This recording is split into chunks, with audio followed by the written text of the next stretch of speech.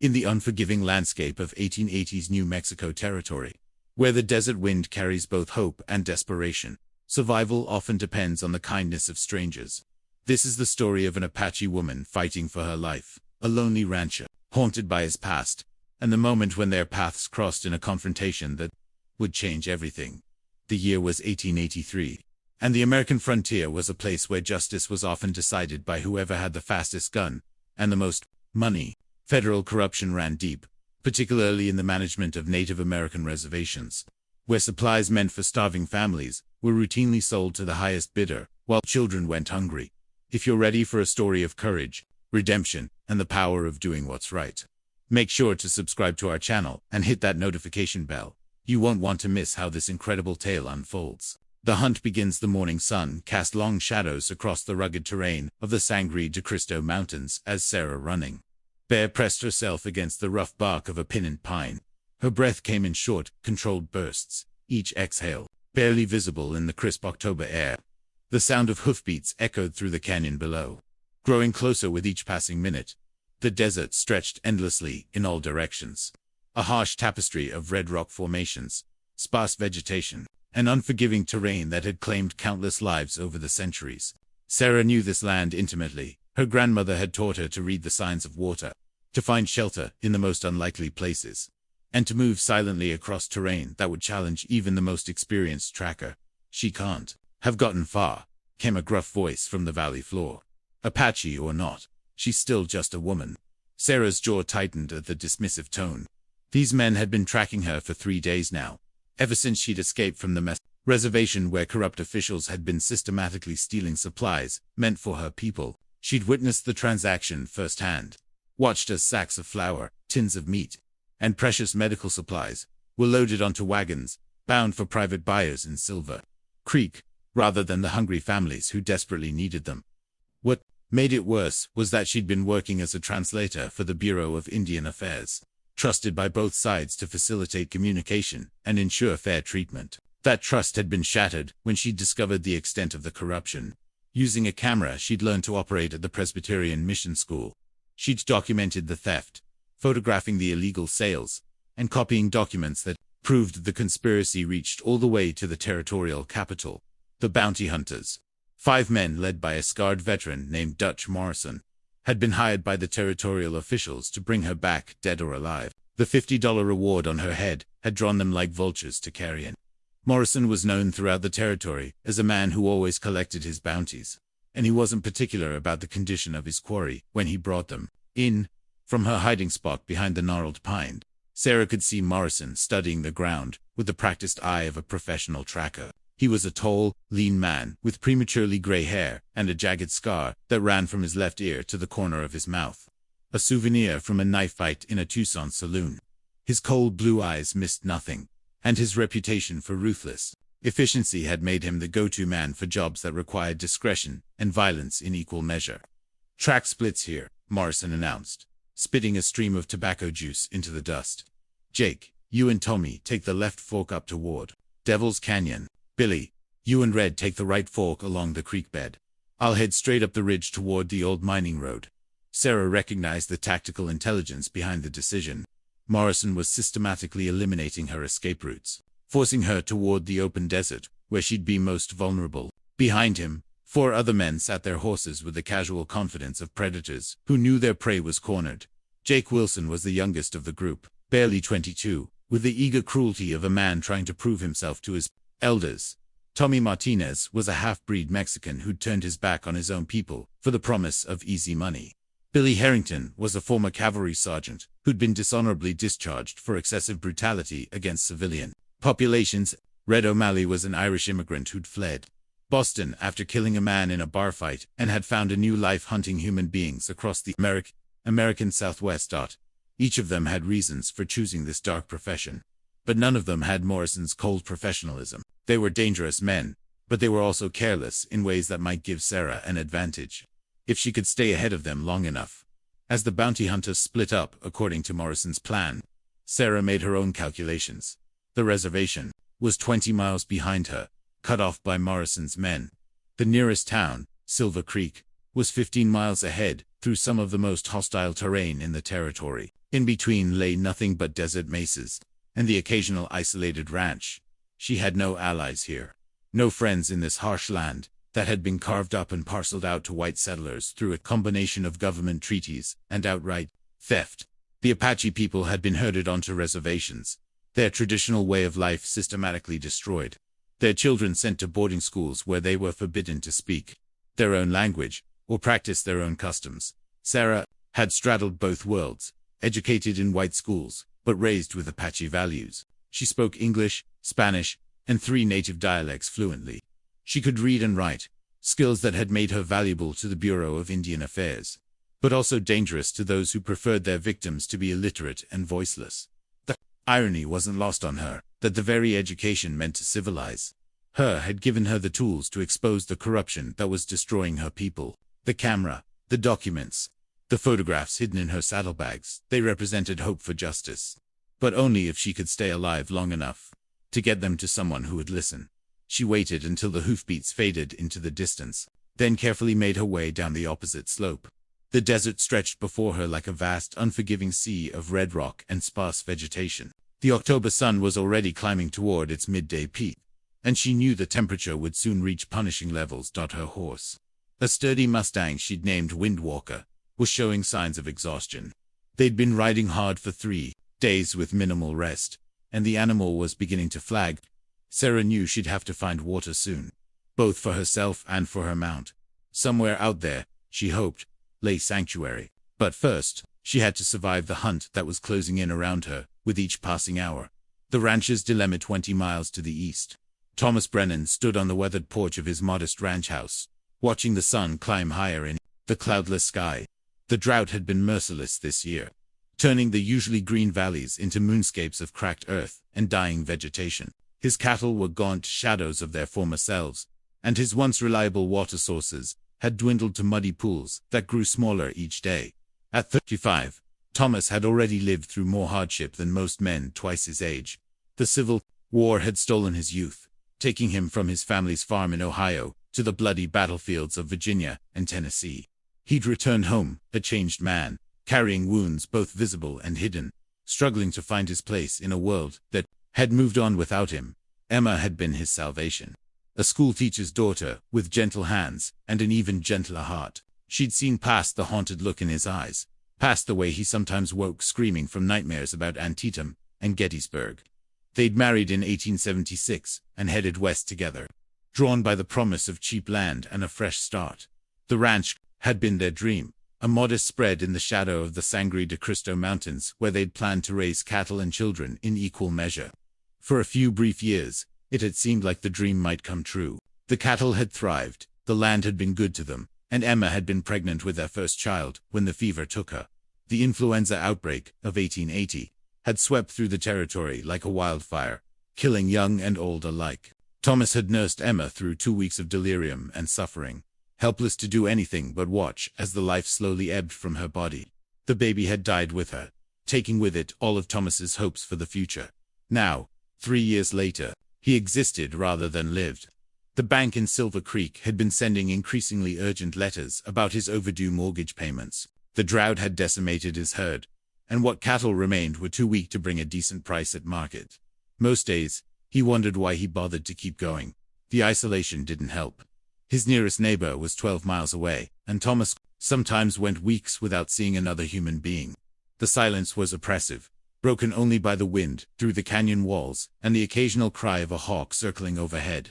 He'd taken to talking to Emma's photograph, carrying on conversations with a woman who existed now only in his memory. The sound of an approaching horse broke through his melancholy thoughts. Thomas squinted against the morning glare and saw a familiar figure riding up the dusty trail that led to his house. It was Sheriff Bill Carson from Silver Creek, mounted on his ancient gray gelding, and by the grim expression on his weathered face. This wasn't a social call. Carson was a decent man, one of the few honest lawmen in a territory where corruption was as common as tumbleweeds. He'd been sheriff for 15 years, elected and re-elected by folks who appreciated his fair dealing and his refusal to be bought by the highest bidder. Thomas had always respected him, even if they weren't exactly friends. "Morning, Thomas," Carson said, dismounting with the stiff movements of a man who'd spent too many years in the saddle. Got a situation I need to discuss with you. Thomas nodded toward the porch, where two wooden chairs sat facing the desert. Coffee's still warm. You look like you could use some. As they settled into the chairs that Emma had insisted on buying during their first year of marriage, Carson pulled out a folded wanted poster. The image showed a young Apache woman with intelligent dark eyes and a defiant expression. Even in the crude sketch, there was something compelling about her face, a dignity that seemed to shine through, despite the circumstances. This woman escaped from the Mescalero reservation 3 days ago, Carson explained, his voice carrying a note of uncertainty. She's wanted for theft of government property and assault on a federal officer. There's a bounty on her head, $50 dead or alive, and Dutch Morrison's crew is out there hunting her. Thomas studied the poster more carefully.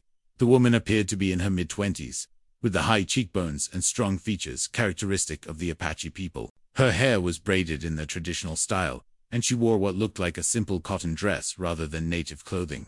What's she supposed to have done? Thomas asked, accepting the cup of coffee Carson offered. According to the official report, she attacked Supply Officer Henderson at the reservation and made off with government property. Carson's voice carried a note of skepticism. But Thomas, I've been sheriff for 15 years, and something about this whole situation doesn't sit right with me. Thomas had learned to trust Carson's instincts over the years. The sheriff had an uncanny ability to read people and situations, a skill that had served him well in a job where the difference between truth and lies could mean the difference between life and death. How so? Thomas asked, leaning forward with interest. Well, for starters, the federal boys are being mighty tight-lipped about what exactly she's supposed to have stolen. Every time I ask for specifics, they just keep saying government property, and change the subject. Carson paused to take a sip of coffee. And then there's Dutch Morrison's crew. You know their reputation as well as I do. They're not exactly known for bringing folks back alive to stand trial. Thomas had indeed heard of Morrison's crew. They were bounty hunters who operated in the gray areas of the law, men who asked few questions and left even fewer witnesses. The thought of them hunting a lone woman through the desert, regardless of what she might have done, made his stomach turn. There's something else, Carson continued. I did some checking around, and this woman, her name's Sarah Running Bear. She's been working as a translator for the Bureau of Indian Affairs, educated at the Presbyterian Mission School, speaks 4 languages. Been helping to negotiate supply contracts for the reservation. Doesn't sound like the kind of person who'd randomly attack a federal officer, Thomas observed. That's exactly what I was thinking. Carson stood and walked to the edge of the porch, gazing out at the vast landscape that stretched toward the horizon. And there's been talk lately about irregularities in the reservation supply system.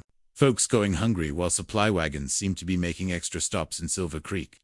The implication was clear, even if Carson couldn't say it outright. Corruption in the Bureau of Indian Affairs was an open secret throughout the territory. But proving it was another matter entirely. Those who tried to expose it had a habit of disappearing or meeting with unfortunate accidents. Why are you telling me this, Bill?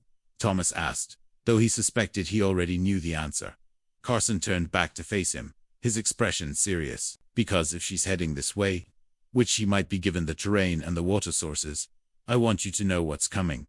Morrison's crew. They're not particular about who gets in their way when they're hunting bounty. And if this woman really has evidence of corruption, there are people who will pay a lot more than $50 to make sure she never talks. After Carson left, Thomas found himself unable to focus on his daily chores. He kept thinking about the woman in the poster, wondering what had really happened at the reservation. The desert was no place for anyone to be alone, especially not a woman being hunted by men like Dutch Morrison and his crew. As the afternoon wore on, Thomas made a decision that surprised even himself. He saddled his horse, a sturdy bay mare, named Dancer, and rode out to check his water sources. At least, that's what he told himself. But really, he was looking for signs of the fugitive. The desert might be unforgiving, but it didn't mean he had to be. And if Emma were still alive, he knew exactly what she would expect him to do. Convergence by the time Sarah reached the old mining road that cut through the desert toward Silver Creek. The sun was a merciless ball of fire overhead. The temperature had climbed past 100 degrees, and heat waves shimmered off the rocky ground like dancing spirits. Her water supply was running dangerously low, and Windwalker was showing serious signs of distress. The horse's breathing was labored, and foam flecked his muzzle despite Sarah's efforts to conserve their pace. She'd been rationing water carefully, but 3 days of hard riding in the desert had taken their toll on both rider and mount. Sarah knew they couldn't continue much longer, without rest and replenishment. The sound of horses behind her had grown steadily closer over the past hour, and she could see dust clouds on the horizon. That meant only one thing. Morrison's crew was closing in. They'd found her trail, despite her best efforts to throw them off. And now it was only a matter of time before they caught up. Sarah's throat was parched, and her lips were cracked from the dry air. The leather saddlebags containing her precious evidence felt heavier with each mile, as if the weight of responsibility was literally dragging her down. She'd risked everything to expose the corruption at the reservation. And now, it seemed like it might all be for nothing. She crested a small ridge and saw something that made her heart leap with desperate hope. A ranch house nestled in a valley. Below, with a windmill turning lazily in the breeze. Smoke rose from the chimney, indicating someone was home, and she could see cattle grazing in a fenced pasture near the house. It was risky to approach any white settlement, especially with bounty hunters on her trail, but Sarah was out of options. Windwalker needed water immediately, and she couldn't continue without rest. Maybe, if she was lucky, she could water her horse and slip away before anyone realized who she was. The ranch looked modest, but well-maintained, with the main house, a barn, and several outbuildings arranged around a central yard. A vegetable garden struggled against the drought behind the house, and laundry hung motionless on a line in the still air. It looked like the kind of place where decent people lived, but Sarah had learned not to trust appearances. Thomas was checking the water level in his stock tank when he saw her coming. At first, he thought it might be a mirage. The desert played tricks on a man's eyes, especially in the heat of midday. But as she drew closer, he realized it was real. The Apache woman from the wanted poster was riding directly toward his ranch. She was smaller than he'd expected, probably no more than 5 feet 4 inches tall, with the compact build of someone accustomed to hard work. Her long black hair was braided down her back, and she wore a simple brown dress that had seen better days. Her horse was lathered with sweat, and clearly on the verge of collapse. When she saw him standing by the water tank, she pulled up short, her hand moving instinctively to something at her waist. Thomas could see the wariness in her eyes, the way she held herself ready to flee at the first sign of trouble. "I don't want any trouble," she called out in accented but clear English. "I just need water for my horse." Thomas studied her face, looking for some sign of the dangerous criminal described in the wanted poster. Instead, he saw exhaustion, fear, and something else, a quiet dignity that reminded him painfully of Emma. There was intelligence in her dark eyes, and despite her obvious fatigue, she held herself with the bearing of someone who refused to be broken. "The water's free," he said, stepping aside and gesturing toward the tank. "Help yourself." Sarah dismounted carefully, never taking her eyes off the rancher. He was tall and lean, probably in his mid-30s, with brown hair that needed cutting, and blue eyes that seemed kind, despite the obvious hardship written in the lines of his face. He kept a rifle nearby, but his stance wasn't threatening. She led Windwalker to the water tank and let him drink deeply, while she splashed some of the precious liquid on her face and neck. The cool water was like a blessing, and she had to resist the urge to drink greedily. She'd seen too many people make themselves sick by drinking too much too fast after severe dehydration. "Thank you," she said simply, her voice hoarse from the dry air. "You're welcome." Thomas paused, studying her face. "There's men coming this way. Hard men. They're looking for you." Sarah's head snapped up, her hand moving to the pistol at her. "Pip, how do you know?" "Sheriff came by this morning. Showed me your picture." Thomas met her gaze steadily. "Said you were wanted for theft and assault on a federal officer." Sarah's shoulders sagged slightly, so they'd already spread the word, already poisoned the well against her. "And, do you believe that?" Thomas considered the question carefully. Everything about this woman contradicted the image of a dangerous criminal that Carson had described. She was polite, grateful, and clearly exhausted from running. More importantly, she could have taken what she needed and left without asking permission, but she hadn't. "I believe you're in trouble," he said finally. "But I don't think you're the kind of trouble they're making you out to be." Before Sarah could respond, the sound of approaching hoofbeats filled the air. Both of them turned to see 5 riders cresting the ridge above the ranch. Even at a distance, there was something predatory about the way they moved, like wolves who'd finally cornered their prey. "That's them," Thomas said grimly. "Morrison's crew."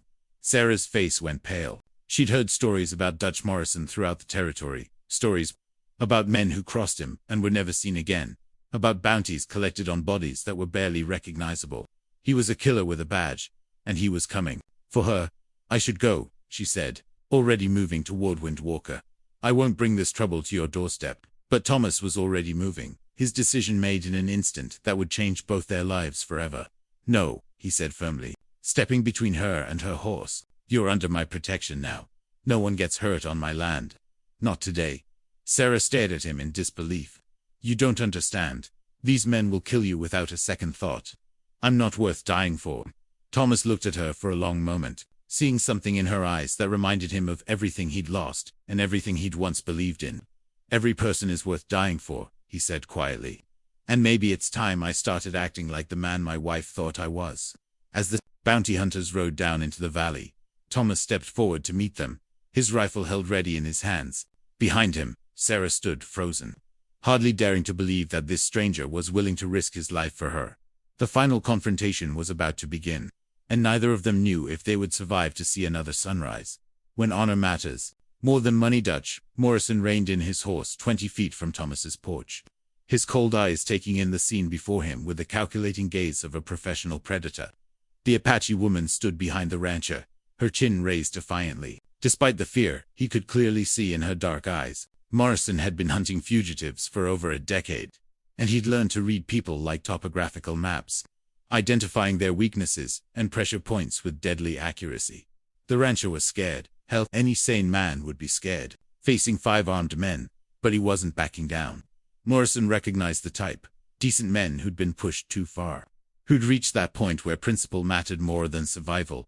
They were dangerous precisely because they were unpredictable. Afternoon, Morrison said, his voice carrying the casual menace of a man accustomed to getting his way through intimidation. Name's Dutch Morrison. I'm here for the woman. Thomas kept his rifle pointed at the ground, but his grip was firm and ready. He'd learned to handle weapons during the war, and muscle memory was already taking over, his body preparing for violence even as his mind hoped it wouldn't come to that. Thomas Brennan. This is my land, and she's under my protection. Morrison spat a stream of tobacco juice into the dust and smiled without humor. His scarred face twisted into an expression that might have been amusement if it hadn't been so cold. Now, Mr. Brennan, I appreciate your chivalrous nature. Truly I do. But this woman is a wanted criminal, with a legal bounty on her head. $50, dead or alive, and I mean to collect it. What exactly is she wanted for? Thomas asked, his voice steady, despite the hammering of his heart. Theft of government property, and assault on a federal officer. Morrison's eyes never left Sarah's face, studying her like a hawk studying a mouse. She attacked Supply Officer Henderson at the Mescalero Reservation and made off with valuable government documents. I want to hear what she has to say about that.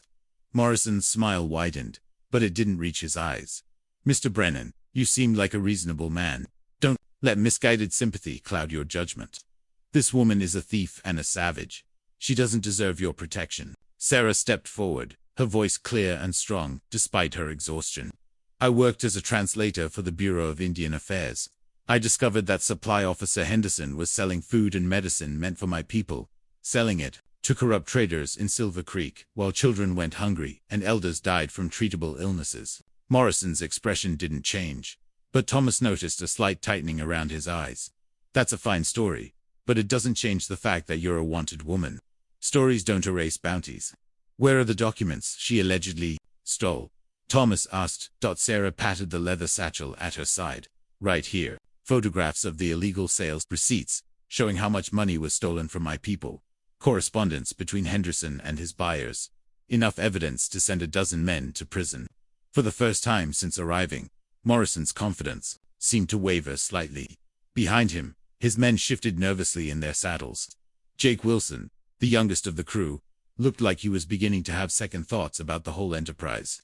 Photographs can be faked, Morrison said, but his voice lacked its earlier certainty. Documents can be forged. My job is to bring her in, not to sort out the truth. That's for the courts to decide.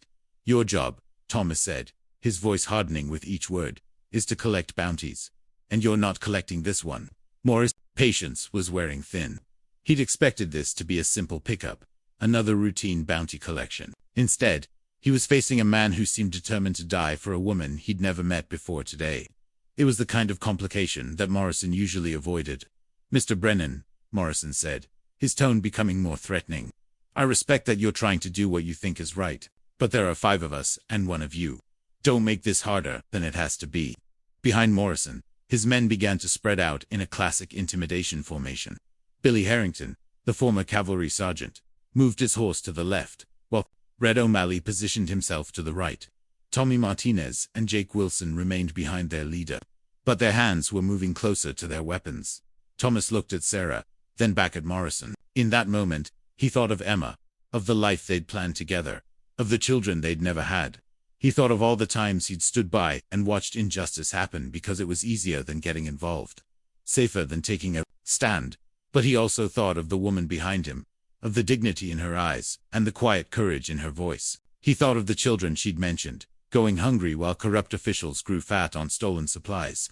He thought of the choice between doing what was safe and doing what was right. I said she's under my protection, Thomas repeated, his voice carrying a finality that made Morrison's eyes narrow. That means if you want her, you go through me. Morrison's facade of civility finally cracked completely. You're making a big mistake, Rancher. A fatal mistake. Maybe, Thomas admitted, raising his rifle slightly. But it's my mistake to make. The tension in the air was so thick it seemed to shimmer in the heat. Morrison's hand moved slowly toward his gun, and Thomas began to raise his rifle in response. Sarah held her breath, knowing that whatever happened in the next few seconds would determine not just her fate, but the fate of the decent man who'd chosen to stand beside her. Time seemed to slow as Morrison's fingers wrapped around the grip of his Colt .45. Thomas was already bringing his rifle to bear, knowing he'd have to shoot first to have any chance of survival. The other 4 men were reaching for their weapons, and Sarah was calculating whether she could get to her own gun before the shooting started. Then, from the ridge above, came the sound of more horses. Everyone turned to see Sheriff Carson riding down into the valley with 3 deputies, their badges glinting in the afternoon sun. The lawmen were armed and ready, having heard the confrontation from half a mile away. Dutch Morrison, Carson called out as he rode into the yard. I've got a federal marshal's telegram here that says, you're to stand down immediately. Morrison's face went red with anger and frustration. What the hell are you talking about, Carson? Carson dismounted and pulled out a folded paper. Seemed someone in Washington finally took a look at what was happening at the reservation. Federal investigators want to talk to this woman as a witness, not a suspect. Sarah felt her knees go weak with relief. The evidence she'd gathered had reached the right people after all. Somewhere in the territorial capital, someone had finally listened to the reports of corruption and had begun to take action. Morrison wasn't finished. That telegram could be fake. I've got a legal bounty warrant, and I mean to collect it. Then you'll have to do it over my dead body, Thomas said quietly. His rifle still trained on Morrison's chest. Carson stepped between them, his own weapon drawn. Dutch, the bounty's been officially rescinded. You've got no legal standing here anymore. Take your men and ride out, or I'll arrest you for trespassing and threatening a federal witness. For a moment, Morrison looked like he might fight anyway. His hand hovered over his gun, and his men waited tensely for his signal. The scar on his face seemed to pulse with his anger, and Thomas could see the calculation in his eyes as he weighed his options. But finally, common sense prevailed. He was outnumbered now, and the law was no longer on his side. More importantly, if the woman really was now under federal protection, killing her would bring down more heat than any bounty was worth. This isn't over, Morrison snarled, but he was already backing down. Double quotes, yes, it is, Thomas said firmly. It's over. As Morrison and his crew rode away, their dust cloud gradually disappearing into the desert heat, Thomas finally allowed himself to breathe. Sarah walked up to him, tears streaming down her face. Why? She asked, her voice barely above a whisper. Why did you risk everything for a stranger? Thomas looked out at the desert where Morrison's dust cloud was fading into the distance. He thought about Emma, about the dreams they'd shared, about the man she'd believed he could be. Because somebody had to, he said simply. Because right is right, and wrong is wrong, and sometimes a man has to stand for something, even if it kills him. 3 months later, Sarah's photographs and documents had helped federal investigators uncover a corruption ring that stretched from the territorial capital to Washington, D.C. Supply Officer Henderson was sentenced to 10 years in federal prison, along with a dozen other officials who'd been stealing from the reservations. The stolen supplies were returned to the Apache people, and meaningful reforms were implemented to prevent similar corruption in the future. Sarah had been offered a position with the newly created Federal Bureau of Investigation as a special agent focusing on crimes against Native American populations. It was dangerous work, but it was also meaningful, the kind of work that could make a real difference in the lives of people who had been forgotten by the rest of America. On a warm spring morning, she rode out to Thomas's ranch to thank him one final time before starting her new position in the territorial capital. She found him by the water tank, the same place where they'd first met, watching his cattle graze in pastures that had been renewed by the spring rains. "I never properly thanked you," she said, dismounting from her horse. Thomas smiled, the first genuine smile she'd seen from him. The haunted look was still there in his eyes, but it was tempered now by something that looked like peace. "No thanks needed. You gave me something more valuable than I gave you." "What's that?" "A reason to believe that doing the right thing still matters," Thomas said, his voice carrying a strength that hadn't been there before. "And in this world, that's worth more than all the gold in California." As Sarah rode away toward her new life, Thomas stood watching until she disappeared over the ridge. The desert was still harsh, the drought was still a concern, and the bank was still sending letters about his mortgage. But for the first time in 3 years, Thomas Brennan felt like he was exactly where he belonged.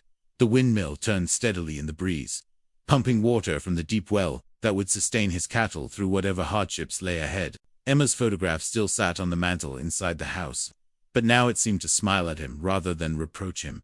Sometimes, the most important battles aren't fought for money or glory. Sometimes, they're fought simply because a person refuses to let injustice win. And sometimes, that's enough to change everything, not just for the people directly involved, but for everyone whose lives they touch. The desert wind carried the scent of rain on the horizon, and Thomas Brennan smiled as he walked back toward his house, ready to face whatever challenges tomorrow might bring. That's the end of our incredible story of courage, justice, and the power of standing up for what's right. If you enjoyed this tale of the Apache woman and the rancher who risked everything to protect her, please subscribe to our channel and hit that notification bell. We have many more amazing stories like this one coming your way. Don't forget to leave a comment telling us what you thought of this story, and share it with someone who believes in doing the right thing, no matter the cost. Your support helps us continue bringing these powerful stories to life.